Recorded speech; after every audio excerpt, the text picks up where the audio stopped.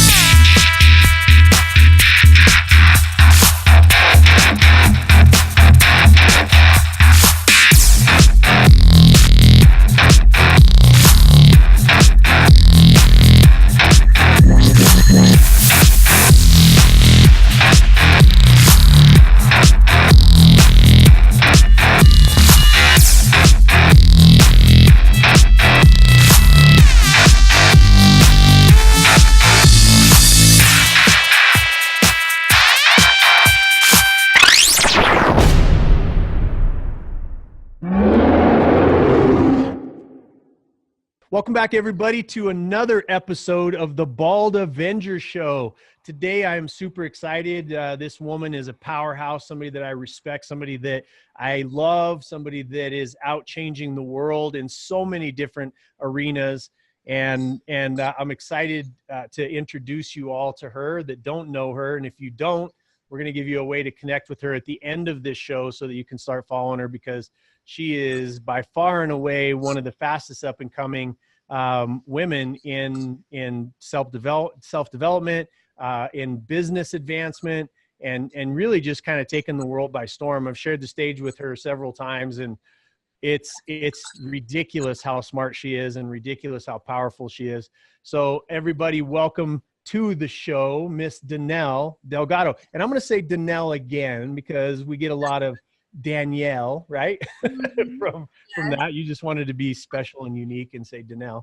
But I've watched several times when people are like, "Hey, it's Danielle." Nope, it's Danelle. Damn it. I know. Either my parents were lazy or they just wanted me to have a big voice in this world, so I had to correct everyone. Absolutely. Absolutely. Well, either way, it's Danelle Delgado. And thank you for coming on the show. Just to give you a little bit of background on her, and we're going to get into her story. But this is a story of a single mother that has traveled through the travails of all of that entails, right? And anybody that's followed me or watched any of my shows know that, that my mom and watching her and the things that she overcame is one of my heroes. And so when I've heard Danelle's story multiple times, it just always takes me back to when my mom was the least empowered in her life, and then what she's been able to do. And then now watching you taking that game to a whole other level, from going single, kids, divorce, all of the stuff that comes along with that, and then moving it into now her nickname's like the Millionaire Maker, right? I mean, what a great, that's a fantastic nickname to have. So and she's written a book called 90 Days of, or no, I Choose Joy, right? Yep. And then 90 days at a time. Anybody that follows me understands that I run my businesses 90 days at a time. So it's kind of, I always, I say quite often that she is the female version of me, just better looking, a lot more hair. So I got all the hair. say hi to the people and introduce yourself. Hey guys. Well, seriously, that's a compliment to me. To watch you crush and have a chance to even speak to your audience is a true honor. There's a lot of people out there who build business. There's a lot of people who talk a big game, but to watch you be who you are and rise and draw out something, in me and in others is phenomenal. So it's an honor to be here. Let's just crush it. Let's crush it for the peoples, right? Yes. And everybody knows we talk about 4 subjects here pretty consistently. Sometimes we focus in on one because that's what we do. And, we're going to shoot to keep this sometime around an hour. You know, sometimes they go 3 hours. You know, I don't know that either one of us have that kind of time today, but we'll do whatever it takes. But the 4 subjects are always business, philanthropy, and we talk about politics because it's so divisive. And most of the people that I talk to in my life, whether they're left or right, are very reasonable human beings. And so we have some really great political conversations that present the idea that we can disagree on political ideals and still love each other and still work it out, right? And then the last subject is always vitality, because, you know, anybody doing anything in this world, what you need is energy to be able to do it, not necessarily a 6-pack, which is what I've been working on very, very hard for the last, you know, couple of weeks. Notice I said weeks, and have fallen prey to my 2, what do they call that? My 2 weaknesses, Reese's peanut butter cups and cake pops. And then, you know, we both know Dr. V, right? And he knows I'm on doing this, and he sends me a gift the other day, and in the pockets were cake pops. He sent me cake pops. Did he really? He did. Mine was like, kids, take these far away. Take them away. Take them away. Well, take us a little bit. I want to get into business because that's your specialty and where you're really hardwired. But I want to know a little bit about, because there's a lot of women that follow this show that are looking for those secrets and those tips, and a lot of men as well. But, you know, from your perspective, going from a single mom, and I know that you've told those stories, I want you to tell your story, but being that single mom, basically turned, you had a place, there was 0 furniture in it, you know, you put up a tent and kind of made the best of it with you and the kids. And I think that that's a really great place to start so that people can understand your journey. And the other thing I love about you is that your story is never about you. It's just about what's possible. You know, and that's hard to find in the marketplace these days, because everybody wants to make it about them, and, you know, and people are surround you. They love you because it's not about you. What you're doing is just revealing those steps that you took to go from your worst days to, you know, I think you're just starting, right? But you're miles and miles away from that. So give us a little bit of intro into your life, and let's start there. Yeah, 100%. I mean, I think I'm like most women, right? We dream big since we're little. We have this ideal, have, you know, the house, the dog, the kids, the family, we have all these plans in our life. And that was me. I was a planner. I was a list maker until one day it was all gone. And just one decision can change your life extremely quickly. And that one decision left me with 3 kids. The twins were 2 and my oldest was 3. So it was 3 kids under 3. It means I cried a lot or I drank a lot, one of the 2. Or both. A little bit of both. Crying while you're drinking. Yeah, right, exactly. I became a fan of like snot bubble tears in those moments, right? But my friends I was in a really tough situation and had to make a decision. And so my friends, got me an apartment for 30 days. I had 30 days to figure it out. And at this point, I had been a teacher. That was my background. I had worked with youth. I had spoke at youth and women's events and those kinds of things, all based on empowerment of my life is amazing. You can have it too. And then my life was no longer amazing. So I kind of lost all my jobs, all of my things, anything that I would have done to provide for them. I spoke a lot in churches, and that wasn't a real welcome spot for me to come in as like broken and help more broken people, so it was just a shift for me where I really lost everything. My family did not agree with the divorce. They told me, you made your bed, lay in it. I disagreed. And I took a stand for myself as if I was one of my daughters. And so all I had was, less than $100 in my account. I went and got a tent and I said, let's just play. They won't notice. We won't have furniture. We're going to giggle. We're going to laugh and have blankets and pillows. We shared some. And that's where it all started. So at that point, I got extremely open to the fact that I had done what everybody told me. I went to school, I got a job, I worked my way up. I was an excellent teacher. Teaching didn't pay the bills. I couldn't provide for 3 kids. What was I going to do, right? I could speak It was interesting. My ex-husband did tell me once, he's like, man, if only you could figure out a way to get paid to talk. I was like, what a great idea. It actually worked out pretty well. And he didn't mean it in a positive, uplifting way probably either, did he? No, he didn't, but it sure turned around, you know? Yeah. But at that moment, you know, a lot of people take a look at their worst days. You know, for me, like they call those worst days their defining moments. Those worst moments that I got divorced, I had nothing and I had to do it on my own, was the best day of my life, man. That was the day I realized what I was capable of. That was the day I no longer doubted that I didn't need anyone. I needed me.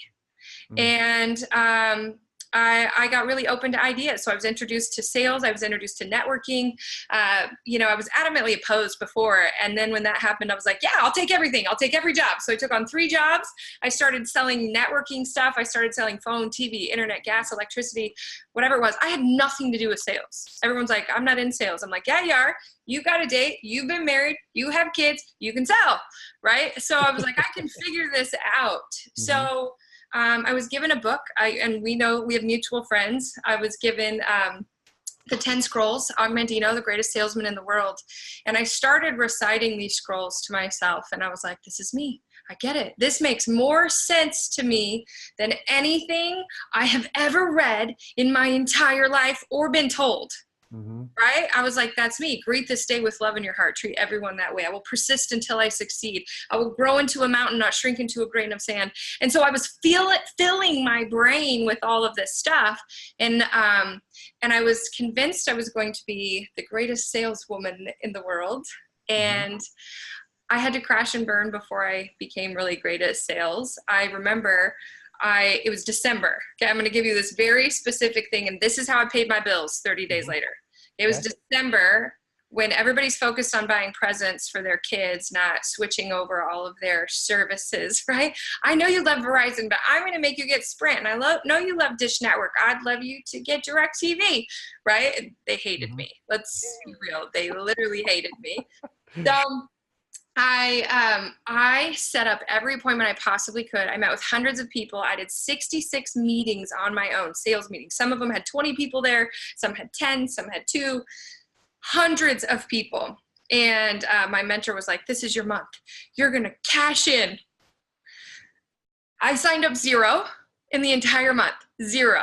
Wow. 0. And even my mentor said, Danelle, you have 3 kids. You cannot count on a sales income. You need to go do something else.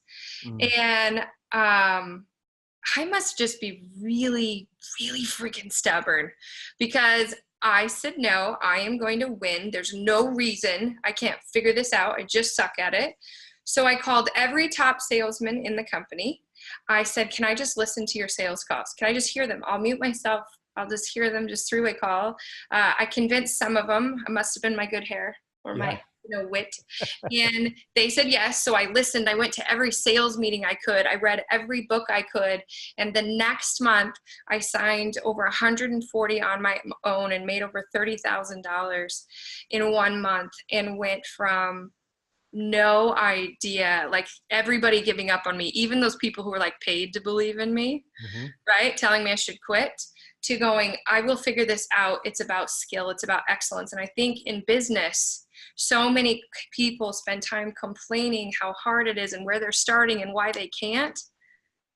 I think resourcefulness and going to find those people who are legends, right? That's how you and I had a conversation. I was like, I hear he's a legend. I want to go talk to him. I walked right up to you. I was like, Dragon, can you introduce me to your friend? Right? And you look at that, and people have to stop looking at why they can't, and they have to start resourcing how it could be possible, because it only took me 30 days to completely change my life. And there were lessons high and low after that, right? Sure. But that's where my sales career began. I was the absolute worst human in the world, but I believed I could. So that's kind of when I moved from sales, up into this kind of new world, until I got cancer, and then it crashed and burned and I started over in something else. Well, let's pause before the cancer thing, because there's 3 points that you talked about here that are really crucial, that I think that people aren't hearing enough, right? Because right now we live in a day and age where it's victim, mentality and you're poor you, and just figure out what your little slice of victimhood is, right? Right. What your color is, what your gender is, whether you're Republican, whether you're Democrat. We live in this society that we're just weakening people over and over and over again. And I don't care how many, people that are doing anything in their life, much less the level that you're playing the game. But it started with the idea, nobody's coming to save me. Mm-hmm. I am the one responsible to do this. It's such a powerful message. Greatest gift. People are like, we feel so bad. Your family left you. You had no one. I'm like, that was the greatest gift in the world that Right. I learned so early. It didn't take anyone but me. Like, Right. Yes, you can accelerate with other people as you learn to become an asset and then collaborate. Yes. However, the greatest gift in the world was me knowing it was me. So many people, comfort's their biggest killer, that they have somebody else to lean on. I can't tell you how many of my friends are like, well, my husband does that. He makes the money. So I'm just doing this. Is exciting. This is fun. I'll get there. And Right. I'm like, you're killing me. Oh my gosh. Like, you're wasting human potential. I can't have a conversation with you anymore. Right. Well, it's hard to align, right? I mean, and that's part of the thing I love about your message, very specific to a very specific group of human beings. Neither you nor I seek to please everybody in this world. Right. But we're looking for specific types of people. Yes. And we have no patience for the other type. And that's okay. There's other people for them. Like, that there's 7 billion people in this world. I'm not for everybody and you're not for everybody. But those people who need to hear what you have to say, that's who get this message. That's who will share it. That's who will take action on what you're talking about. And the other thing that you said that was extraordinarily important that I hope people got is, if anyone has done it, right? You didn't put it in these words, but you said, look, if somebody else is out there crushing it on the sales of internet or cell phone service or whatever it is, then I can do it. All I have to do is learn those principles, right? I have to learn those principles and then execute as they do. Yep. And that's such an easy secret. People try to make it so difficult. Like, I've got to live in the right zip code. I've got to live in the right house. I've got to dress the right way. I've got to drive the right car. I have to walk a certain, specific way. Timing or opportunity. Timing. I started in business in 2008. Nobody told me there was a crash. I didn't notice a crash. I was already crashed. Yeah. Right. I mean, it was a step up for some people. Right.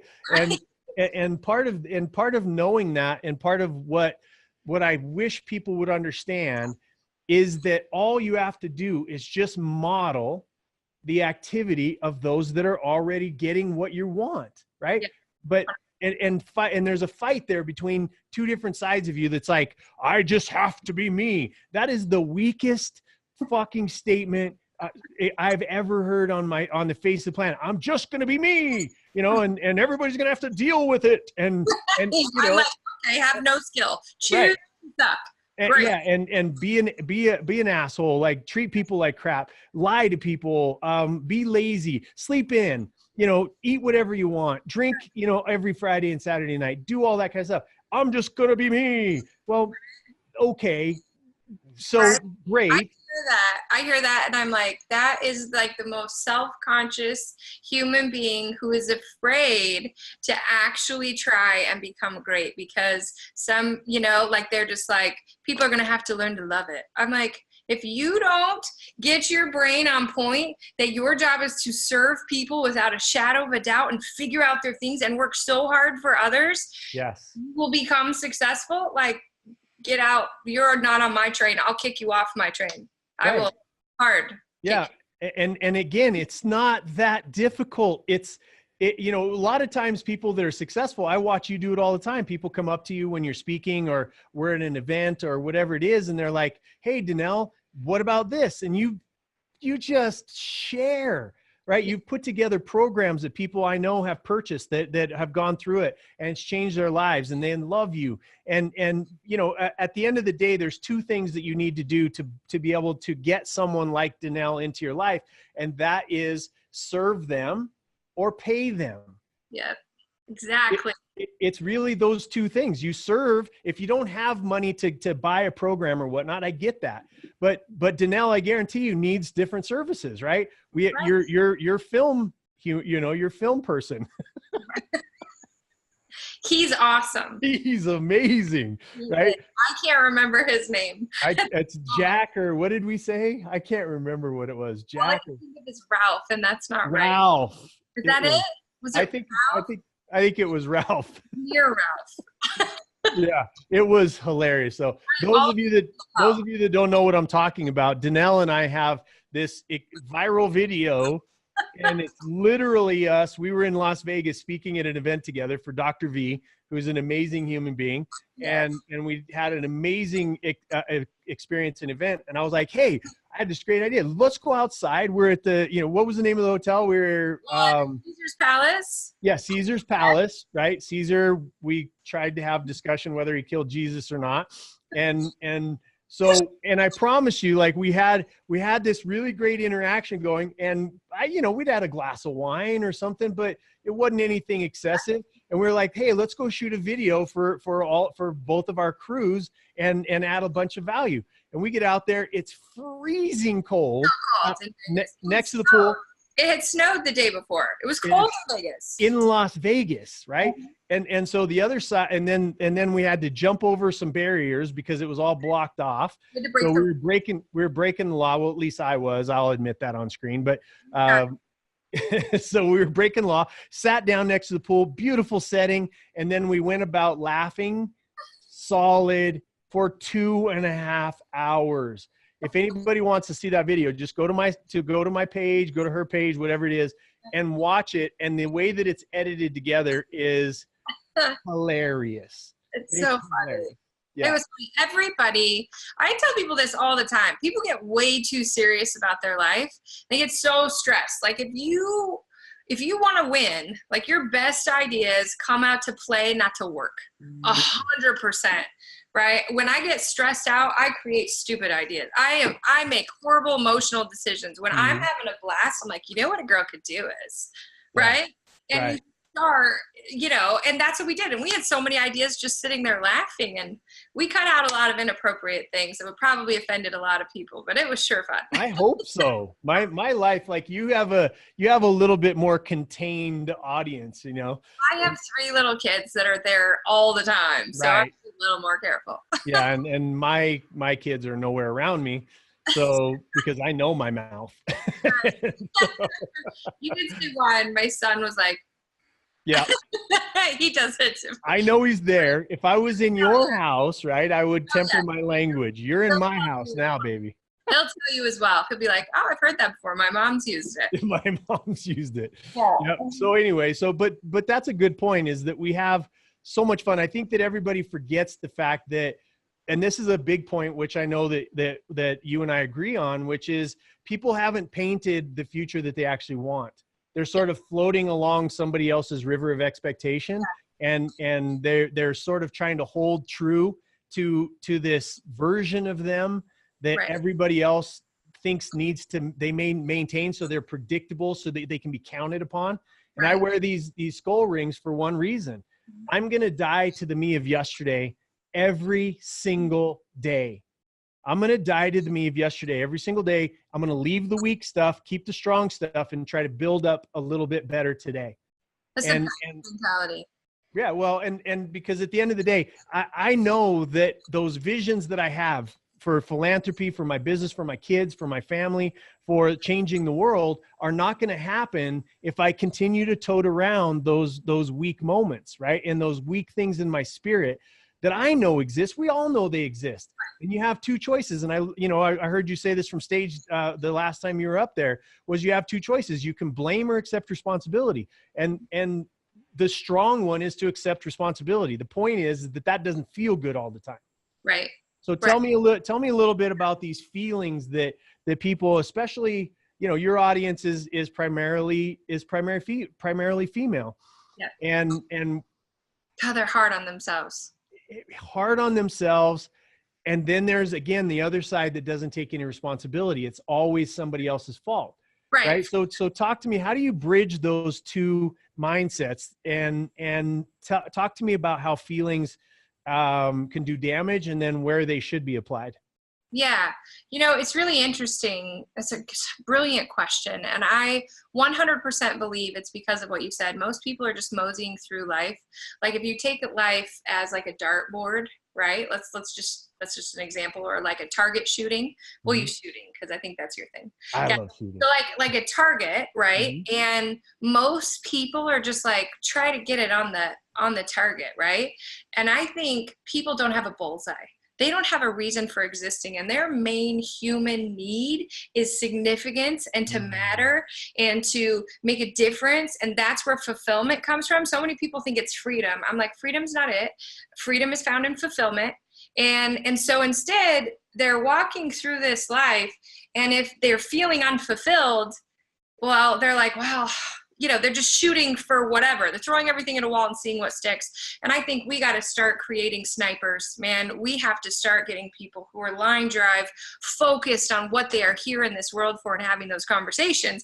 And you have to be really brave to have those conversations with yourself, because here's where you either build yourself up or tear yourself down based on your past, your performance, people's opinions of you. I'm telling you, it was the greatest gift in the world that everybody I loved hated me and ran away because I found the truest version of myself. I'm not telling you to like hate everyone and run away and do that. That's actually really unhealthy. Don't do that. But I'm telling you, you have to, like, here's the thing. Self-love is being promoted all over the world. Self-love, love, you should go and just love yourself. And I'm like, no. Okay. I don't love all the things about myself. I'm working more for self-esteem as opposed to self-love. And so it's about proving it every single day, right? What can I do today to prove that I deserve it, that I'm going to earn it? What can I do to teach my brain that I'm going to win as opposed to lose? It's just about making the next right step a win, right? Because if you can prove it to yourself, you stopped worrying, you stop being afraid. Women will be the first ones in a room where you walk in and you're like, oh my gosh, you look amazing. And they go, oh, this cheap old thing. Blah. And I'm like, just say thank you. Just say thank you. Right. Right. And quit looking for reasons to knock yourself around. Or like, I don't know that this is just women. I think this is human beings are very much blamers, excusers. They're always like, yeah, but this happened. And I think why people love my story and get over their emotions so much is because they listen to it. And then they go, I'm not going to share my excuses because then I will look like a loser because you've kind of been through it. Right. So I like sharing the hard, tough, embarrassing part of my story so people never live off their own excuses or beat themselves up. Life should be delivered to the bullseye based on one thing, and it's who loses if you don't win. Right. Like you're hurting people if you don't get up and get after it. That's right. And if you have no clarity, if you haven't sat down and done the work, and it can change, right? The target, because once you hit one target, you obviously, the problem I see with a lot of people is they hit some tiny little target and then they forget to set the next level, right? They forget, hey, there's something beyond that. That was building you up so that you could then go and attack that next peak of the mountain. And one of the things that I observe about you, because I watch people, and you and I have been in each other's circle for a little while, and and there's talkers and there's doers. And what I love about you is how you own your presence and how you own that space. It's exhausting being at some of these speaking events, right? Because you pour, not only from stage, you pour yourself into that audience. Like that's all the great speakers do. You pour your heart into that, which takes in a ton of emotional energy, which then equates into physical energy. Right. And then on top of that, you've got a life, right? You've got a life. You've got challenges that are going on in the background that nobody knows about, nobody understands. And they look at you and they go, oh my God, it's, yeah, she was single all the time back then, but now she's like lucky, and nothing, and every day, every day is perfect and all this other kind of stuff. And I know behind the scenes, I mean, you and I are friends, right? I know behind the scenes, you're facing challenges. And what's the difference between owning that space, because you and I both hate, I think, the phrase "fake it till you make it." Right? Oh, Yeah, I get sick and tired of hearing that. But there's also, what's the difference between like not being authentic and showing everybody that pain, and the difference between that and just being like, that shit really doesn't impact me. Like, I got to deal with it, right? I've got to deal with it, but I'm just like everybody else. And if I complain about it, now my message is completely shot. right. How do you maintain that? And I know that you share a lot, but how do you maintain that difference between owning a room, not letting everybody understand, that you've got a bunch of challenges yourself, and also being that leadership role? How do you balance all of that? And how do you suggest other people do it? Yeah, it's interesting. I think there's always time for us to share how we overcome our challenges, but that was the key word, overcome. You can't share it until you've overcome it, right? So in the thick of it, you're not going to help anyone. You're going to attract the wrong energy if you're giving out the bad stuff. So I always say this, like, our job is to leave people better than we found them. And I have this rule, this 24-hour rule, when stuff goes wrong, because I used to like sit and pout and yell and cry, and then I'd call my best friend and I'd bring her down in my misery, and then it'd be worse because we'd both be miserable and upset about it. That loser, right? Like whatever. And I go, man, not only did I ruin my day, I was not successful, I ruined her day and whoever she told, and then she missed out on her perspective. And it's really focused on, somebody's losing if I'm not winning. And if I'm not teaching someone something that's going to be an asset to them, then I need to keep my mouth shut. Like, we can never do it. So I have a 24-hour rule. It used to be, okay, if I need to pout, cry, scream, yell, cuss, spit, I'm going to do it. I'm not going to bring anyone into my pit. And when I wake up by the next morning, I got to be amazing. Right? No more waste of time. And then I was like, man, I just wasted 24 hours. I wasted a whole night. This is ridiculous. All I got was puffy eyes. I'm going to need some Botox. It's going to be rough. Right? And so then it became like the 24-minute rule, like just, then it became the 7-minute rule. And then it became a 7-second rule. And then I was like, this is ridiculous. Just cuss and move on. Right. Like, so what happens is I created these practices for myself that fixed everything. Because our habits are what comes out when the shit hits the fan, right? So 3 habits. It's in I Choose Joy. You can either do it on a piece of paper or get the book, okay? 10 things you're grateful for every single day. I write down 10 things I'm grateful for every single day. It's what allows me to see opportunity in challenges instead of challenges. There are no challenges, right? It's all opportunity. So 10 things you're grateful for every single day, 3 goals, 2 short-term, 1 long-term. It keeps me focused on the bullseye every day. So I don't let crap come between me and hitting the bullseye, because if I miss it, I'll miss opportunities like crazy. I told you about huge opportunity in the pool the other day, right? I would have missed it if I wasn't doing gratitude and goals, like I knew exactly where I was headed, and then growth. 30 minutes to 1 hour of personal development every single day. What it did is it took all that crap that was in my mind growing up, took it out, replaced it with truth, with good stuff, with how to ascend. And there is no problem on this world, no challenge on this world that will keep me from achieving my personal and professional goals every single day because of those habits. So if people have weak habits, that's when they crash and burn in the hard times. If they have great habits, there's no crashing and burning. But those are my 3 that have saved my life. I love that. And something else that, again, that I notice about you is that you're constantly up-leveling the people that you are surrounding yourself with, right? I mean, it was a huge up-level for you to bring me into your life. I'm just kidding. But it was like, that was a big risk for me to like even try and aim at that. It really was. No, it was. But I mean, but you have people like genuinely, like you have, and I hope I can say some of the names, but but you've got Tim Grover, right? And those of you that don't know Tim Grover was Michael Jordan's coach, right? He was the other LA, I'm a Michael Jordan fan. So there was an LA Laker. I don't remember what his name was, but he's all right. Yeah, he's all right. But, that was their coach that got them, their extended careers, that was able to have them outperform. And he wrote a great book I mean, we're cleaners, right? We're cleaners. At the end of the day, there is just there's no negotiation. It's not, and that's one of the things I pulled from his book was it's just, you make your outcomes non-negotiable. Yes. And they're not teaching this stuff anymore. Like, it's such a simple sentence. It sounds to me, you know, it sounds like one of those fortune cookies. You break up and you go, make your desires or your dreams non-negotiable. But it's so powerful when you get into the psychology behind it, and up-leveling the people that you put yourself into.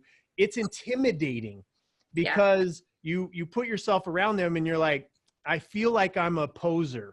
Right. And I've experienced this as I've sort of elevated. In the beginning, I was like, man, what am I even doing here?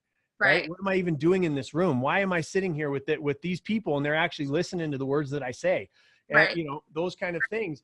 But, you know, and then you were just on Necker Island with another, like, you know, halfway decent human being. Massive human in this world, right? Richard Branson. Yes. With Richard Branson. And so putting yourself in those, so I want you to talk about that, because there's so many people that hear that you're the sum total of the last 5 books that you've read and the 5 people that are closest to you. And they brush it aside. They go, I've heard that a million times. And they forget the absolute genuine power of what that does for you, right? When you force your way in, and I always say, serve your way or pay your way into being around the people that have the outcome that you want to get to. Yeah. And so talk a little bit about your circle and your pathway and some ideas that other people can have of how you've gone from that single person to, you know, sitting down and having breakfast and a nighttime tea with Richard Branson, right? I'm still in shock. You know, it's an interesting thing, and I actually don't know who taught it to me. But here's what happened. I wanted out so bad from the crap, the losing, the fear. I wanted out so bad. All I could do was reach to the highest person I possibly could and make them notice me, right? And then I'd get to that one. I'd study everything they did, their books, their things, like what they really wanted to do in this world. I'd figure out how to serve that up to them. And then we became friends. And then they lifted me up with them. And then I'd reach again for the highest person that I possibly could. I wrote down goals, you know, for instance, Grant Cardone, okay, everyone's like, how did you get in that? Right? And I was like, well, I read his book and I did what he said. And I sent him a video a day, every single day for like 6 weeks. And people were like, you're nuts. Stop doing it. And they were like big videos. Like we went up flying around Denver. And I was like, you said you want 7 million people. We got 4 here. This city needs you. I want to put an event together and bring you here. Right? I walked into a grand piano store and I rewrote the words to Piano Man and I played and sang to him in front of all these people. He was like, who is this? Right? Like, so the office called me and they were like, you're so cute. Oh my gosh, stop sending us videos. It's so great. We love you. And so I sent him another video, right? And they finally were like, okay, what do you want? Right? And I said, I want to serve you. I want to pay you to come to an event and speak to the people I know because I'm teaching them sales and there's nobody better, right? So I did that. And then I wrote down, and then Grant, I built up influence online with people because I had Darren Hardy and, you know, all these people speak on stage with me. If I couldn't get on the stage, well, I created the stage and I brought them to me. And then I put myself on the stage with them, right? So there's always a way. Then I wrote down, like, then Grant gave me a huge shot, put me on the 10X stage twice now, okay? And I wrote down that I wanted to have lunch with Tim Grover. That was one of my New Year's goals that I wrote down. I'm sitting at 10X at the farthest table away from everyone because I feel very out of place. I'm like, nobody even knows who I am. I haven't spoke yet, right? Like, nobody had a clue. And I get a tap on the shoulder and I turn around and it's Mr. Grover. And I was like, I just spilled my guts in like 2 seconds. I was like, I wrote down that I want to have lunch with you and I read your book and it saved my life. And, right? Like everything stupid that you don't want to say when a really incredible human is in front of you. And he goes, well, then can I sit down? And I was like, I'm sorry, sit down, have lunch. Right. And we had a conversation and I just told him, because I'm sure they get that a lot, right? Oh, your book's amazing. No, I told him specifically, like page 82, where you said this, and we talk about the dark side. It's the first time, right? And I went through and how it changed me and what results I got. And he was like, when are you speaking tomorrow? And I was like, 8 a.m., you know, I'm first when people are still waking up. And he goes, great, I'll be there front and center. He was there in the front row, stood up, standing ovation, and we've built a relationship ever since. He pours into me like crazy. You know, you end up with Richard Branson, but I'll tell you, how high can you reach? And the truth is this: you cannot reach up and grab hold of those humans who are waiting to help save you, right? Who are waiting to help give you, if you still have anchors, right? You keep the anchors so you can't jump. And that is what people miss. They're like, how do you do it, Danelle? I go, I'm relentless about trimming the fat, right? Trimming the crap that holds me down. And the people and the things and the experiences. I say no to the things that don't align with my mission and vision and values. You know, how many anchors do people have and they hold on to their cracks in their character and foundation? You know, it's why you challenged me to this. You told me, don't ever be afraid to share your weaknesses and those things in the past online, because they're going to find out anyway. Might as well share them and use them as a lesson. And I was like, you know, like, is that really necessary? And you've challenged me to like share some of that, and it's changed people's lives, and it's led me to bigger people. So thank you. You were correct. I was incorrect. It's the only time I will ever say that. Ever. And I have it on recording. Ever. Yeah. And it's probably the only recording I'll ever have with a woman saying that to me, but much less one of your caliber. So I love that. I love that perspective, and the idea that, you know, when I hear it, and I get this feedback myself, so I'm sure you've gotten it. Well, you know, I can't leave you know, that's so rude. Like, you know, you can't leave people that you love, and you can't leave your family. Yeah, you can. And there's because people guilt you into staying who you are, right? They guilt you into staying who they need you to be, right? Because you're controllable, you're predictable, you're part of their world. And the best lesson I ever learned around this was, Jason, to your point, right? Who loses who's losing because you didn't win today? Right. And from my perspective, it was, if I go out and do these crazy things that I've ended up doing with my life, there's so many more people that I pull along with me. And some of them are people that I had to leave on purpose, because I was trying to be who they needed me to be to maintain their love. Love is only love when it's unconditional. And love is only love when it's uplifting. Right? When you want that person to succeed, even if that means without you. Right. And that's a tough one for people to understand. Love is something that cures all of those things. And sometimes people, you got to love them so much that you have to leave them, that you have to leave their proximity. It's not like, hey, I'm leaving you because I watched this thing with Danelle and Jason, and they said, I got to leave you because you're a negative bastard, you know? And that's the wrong approach. Wrong approach. Don't do that. But the point is that if you know where you're going, and that's going to lift all boats, and you're doing it from a place of love, not from a place of significance, to your earlier point, is that when you're doing it from a place of love, it's almost impossible to make a mistake. That is 100%. That is so spot on, right? That's exactly it. But you have to grow into that person who's capable of loving unconditionally. You know, a lot of people, I think that was one of the things Tim always told me, is he was like, man, you're so kind. Like he was a little worried for me, like they're going to eat you for lunch. And I was like, listen, it conquers all. I'm telling you, it doesn't matter. Right. Cause he's the guy that slapped, had to slap Michael Jordan around. like, right? You're too nice. He can set me straight in 4 words every single time. I'm like, stand corrected. Thank you. Right. I love that. And you have the humility to accept that. And no matter how many mentors I've had in my life, and I've got some amazing ones, I'm still living my life. Yes. I'm not living their life. Tim has something to teach you. Tony Robbins has something to teach me. And they're still like, there was a moment in my life when I thought I wanted to grow up to be Tony. And I figured that out quickly. I don't want to grow up to be Tony. Right? I'm not Tony. I'm Jason Cisneros. Right. And there's a unique scenario with me getting to be the best level of who I am so that I can serve at the highest level. Right. You know, it's a simple concept. Like, again, I try to keep things simple for my simple mind, right? Or else I end up laughing my ass off for 2.5 hours over nothing. But, but it's, you know, it's that position of saying the responsibility lies in the mirror. Yep. Right. It lies in the mirror, and I got to be the best me that I can be. That means reading and challenging and doing all the stuff that you're coaching us to do today.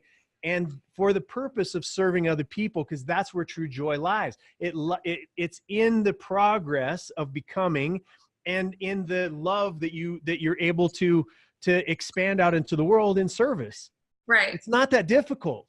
Right. Right. It's easy to do, but it's easier not to, right? It's easier to have those old patterns, habits, you know, opinions, man, anytime, comfortable, any energy for those. And it's not just love and advancement, encouragement, right? And everything. Like, the only one you're hurting is you. You're sucking the wind right out of your sails. You know? It feels better in the moment, like eating potato chips and chocolate does. Right. and it costs a lot later when you have cancer or a heart attack. Yeah. And it's the same exact thing with the application of yourself towards the proper principles of challenging and building yourself. Yes, it might feel good in the moment to revert to that old version, right? Or that version that you might be experiencing now. And it's painful to go sit next to Tim Grover and to have a conversation with him and to spout a bunch of stuff that 3 months later you go, that was the dumbest thing I could, and I, you know, yeah, I've had those moments. Like, what were you thinking in that moment when I said all that? Right. And that's part of growth, right? That's where this attack that's happening on everybody from the stuff they did 10 years ago or did stuff they did back in high school. Nobody watching this is the same person that they were 4 years ago, because every cell in your body has regenerated itself. Yes. You're not even the same person. Physically, we're not even talking metaphorically. We're not talking mentally, emotionally. We're talking physically. You're not the same human being because you've been regenerated. Right. If you want to continue to pull that stuff forward with you, then that's on you. You're choosing to do that, right? 100%. 100%.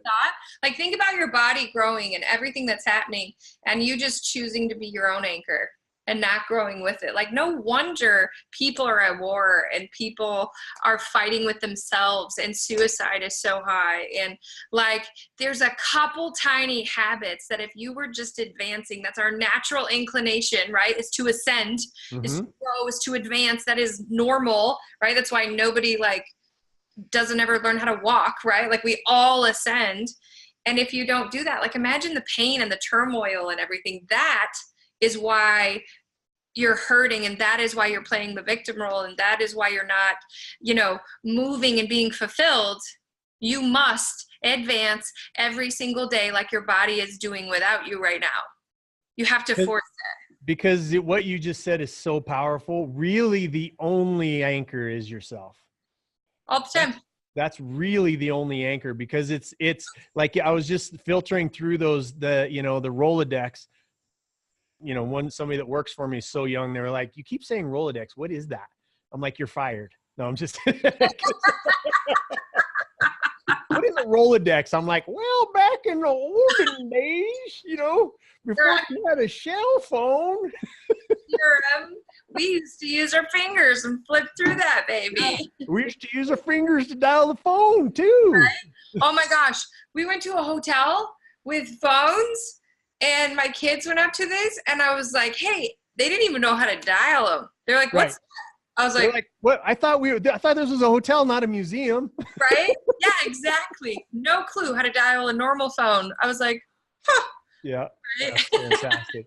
Well, you know, because I knew this was going to happen, you and I are going long, but I want to jump from that side of things into the philanthropic world, because again, I know you're very giving, you're very heart-centered, and that's a big piece of your true north, is making sure that you're lifting other people along with you. So I want you to talk a little bit about the charities or the philanthropic bent that you have. Yes. Okay. So 2 things I always tell people. That's how I got started. Because a lot of people are like, well, I don't know what to give to. I don't know which thing is my favorite. So what do I give to? So I have this rule that every time I see somebody asking for money online, right? If it's something that's legitimate, not, you know, if they want to, I don't know, I can't think of anything. All I thought of was inappropriate, so I won't share it. But like some people ask all different kinds of things, right? But if you see a family in need or a human in need, or you say, so-and-so's raising money for this, every time I see one in the feed, I give something. So if you get $1, give $1. If you want to give 10% of your income because that's what you do religiously, great, give 10%. It's up to you, but here's how I started. Just give something, right? Yeah. And then I started finding out those things that I really believed in, right? I support an orphanage in Kenya that I incredibly love. I have something that I'm working to do a really, really giant project on right now called HaitiWish.org. If you want to take a look at that, we're getting ready to do a mass fundraiser for some of the biggest people in the world, humans who you need to know, like you get a car and you get a car. And right? Like we're getting ready to do something really, really big with that project. And it's simple, right? Like you take a solution of people can't do anything if they don't have water, they die. So water is something I'm extremely, right? If they don't have water and food, they start doing things that bring about crime and all these things that happen. And so I really kind of get to the source of nobody can survive, our bodies can't without. So HaitiWish.org is a big one that I'm getting ready to do a massive fundraiser with some big people in the world. Like, but no matter where you're at, okay, your goal is to work so hard you can give like crazy. Work so hard you can give like crazy. That Jason, that's why we became friends. When I heard your story, I'm like, I love you. Oh my gosh, please can we be friends? Show me how, right? And that's what you must do. Like work so hard you can give like crazy, but until you can give like crazy, you just give. And everything you see, you give one. You give two. You give what you can. You give change. I don't care. I teach my kids, right? They're like, Mom, give me your wallet. If they see someone that they feel needs help, I let them give, right? We just have to get in that habit that we are here to give back. There's no reason to earn if you're not going to give a percentage away. Yeah. It's so powerful. The principle behind it. And I wish I would have, you know, there's a lot of things, which is kind of why I do the show and why I talk on stage. It's certainly, you know, not because I need more business. It's because I wish I would have known, the earlier, younger version of me would have known the principle behind giving, right? The principle, just the sheer, not giving to, I'm not talking about giving to get. You and I have both been part of different organizations that put themselves out as some shining thing and they don't give shit to anybody, right? They're actually taking. And so it's learning those lessons along the way that when you give, there is something that opens up in you another access panel for your next level. Yeah. And that doesn't always mean money. Very rarely does it mean money. But what it means is that there's another version of you. And one of the key components to it, the golden key, is serving other people and giving. And it's not, you know, and again, there's all this judgment around, well, if I give that guy that's sitting on the street a beer, you know, he's just going to go buy beer or drugs. And that's not for you to, nothing to do with that. It has not, it's not for you to judge, number one, right? And number two, shut up. Like, shut up. Just give. Like, you know, if you're in a position, like, you know, there's two sides of this equation. There's a lot of people that are strong enough to give, and that's the group we hang out in. They're strong enough to give, and they give. And then there's the bottom group that are actually the people that need our help, that are vulnerable, that can't give because they need a roof over their kid's head, or that they're genuinely vulnerable. And then you have the middle group of people which just don't care. We did some research into philanthropy as I started to dig into it. And we put out an anonymous response, and we're like, okay, if you haven't given, why don't you give? And they're like, I don't care. I don't care. And that's where I think that society starts to see this big separation in who we are and fighting like we do. Because at the end of the day, if you don't care, I believe that you're not human, right? You're not living that human experience.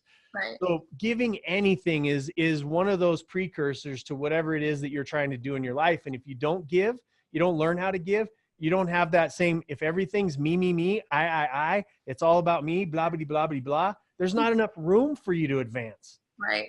Right. I'm telling you, right? Giving begins with your language to every servant on this planet, to every waitress, someone who holds the door, right? It begins with that. Like your entire actions have to be based on that. And when that grows in you, like when you really become the one your results require, which is what I say every single day, like when you learn how to give as a way of life, as opposed to a goal or something to attain, and just watch doors. Like I've told people, I remember going, I don't know why it feels like the world moves in my favor. I don't get it, right? It's amazing. And I was like, oh, it was when it clicked for me that I was simply here as a gateway, not anything else, that it went like this instead of like this. Yeah. Well, tell us a little bit. The other thing that I always love is that you're such a high energy person. Right. So what are some of the hacks that you utilize in your own life to keep your energy up so that you can do all the things that you do? That's the other set. We talk about vitality, again, not from the perspective of six packs and bodybuilding contests, but from a perspective of having that energy that you need to be able to raise yourself to that level. Right. I actually, now I did this at all different heights, depending on where my income was at the time as I scaled. But I really, I care for myself every 90 days. So I set 90-day goals. I achieve just like you. It's very similar. I'm telling you, it works, friends. Like obviously look at both. Okay. I achieve, and then I'll go take a break, and I take a 2 or 3 day. Sometimes I need a week, like recover and centering and focus and building my foundation, because every time my foundation gets out of whack, my business choices do, my relationships do. So that's one thing, is every 90 days I set a goal, I hit it, and then I care for myself and my kids. So every other 90 days I take my kids with me. 2 for me, 2 for them. It's, it's just how it is. But I also say one important thing is every single day you have to do something that fires you up, like brings life to you. Like, I don't care if it's dance in your kitchen or whatever, like you have to change your state. So we sing at my house, and we sing in the morning, and we sing before bed, and we like pick our favorite songs. The kids will be like, Mom, I found this song, listen to this. I'm like, you want me to rap? Okay. Right. Like whatever it is, we'll do it. And you have to do things that awaken the life in you every single day, and you'll never be a drag to yourself or anyone else. Those are the things that are important to me. 1 thing a day, and every 90 days I take care of myself and I reset, make sure I'm on the right path. I love that. What is one thing that you don't teach that's not on the tip of your tongue? What's one of the things that you can leave everybody with that's unique, that's not something out of your book, or not something that, because we get into repetition, right? Because I love the story, and I always get the joke wrong, but it's like this brand new preacher comes into town, right? And everybody's so excited to have him in church, and he gets up there and he gives this amazing speech, and everybody's like, oh my gosh, we have the greatest preacher in the world, right? And so they're like so excited to come back the next week, and then he gives the same sermon, and then the next week the same sermon, and then the next week the same sermon, and finally the parishioners come up to him and they go, is that all you got? And he's like, I'm going to keep saying the same shit over and over and over again until I see you all start changing your actions. That's right? So good. So there's power in repetition of message. Yeah. But I also know, because you and I are built the same, that there's something percolating that you want to say to people that you don't normally say. So let's hear that. You are awesome. I think it's this. You are all at war with yourself every single day. You're at war. You're at war. You're fighting the brain in your head. You're fighting your doubts, your fears. You're fighting people. You're fighting the fear of failure. You're at war, and nobody wins in a war. And so for me, I'm always at war with myself as well. As much as it looks like I'm rising, there's a war that stirs constantly, and I hate it. There's a war that goes, do the right thing, do the wrong thing. You're great, you screwed up, and you're in the public eye. And I have this war, and so I'm guessing somebody who's listening understands the war. And it's a constant battle for me. And I wake up every single day and I tell myself, feet on the floor, who's the lucky one that's going to run into me today? stop the war, make peace. Like, I can't do anything for others if I continue being at war and so hard on myself. And so, I don't talk about that a lot. I don't talk about the wars that rage within, but I know that they do. And I see them across people's faces every single day, and they hurt me. And I go, listen, feet on the floor. Who's the lucky one going to run into you today? Make peace, not war. And it's those little bits right there that she ended with that really make all the difference in the world, right? And it's that opening of your heart and opening of your spirit and opening of your pain.